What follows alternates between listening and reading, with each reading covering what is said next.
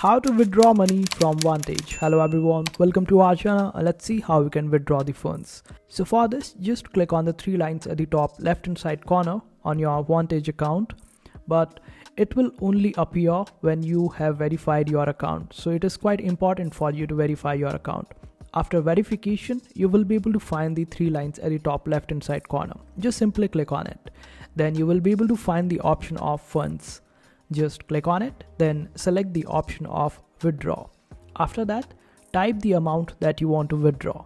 And after that, it will ask you to select a bank. Now, select any bank of your choice and provide the details. You need to provide all the details related to your bank, like your account number, the name registered with the bank, and all sort of details. After providing all these information, Vantage will be able to send the funds from your Vantage account to your bank account. And that's how you do it. I hope this video was helpful. Make sure to hit that like button and also subscribe to our channel for more helpful videos.